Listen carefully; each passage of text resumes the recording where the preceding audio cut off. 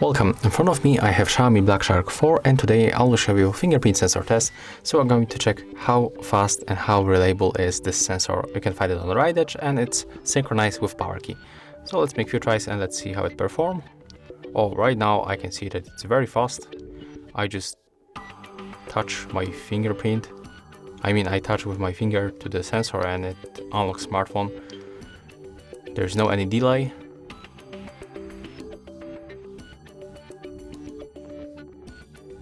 So I can say that it's one of the fastest sensor on the smartphone that you can find.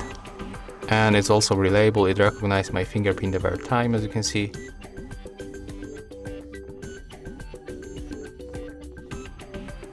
So yeah, that's all. As you can see, the sensor is amazing. It's definitely worth of the price.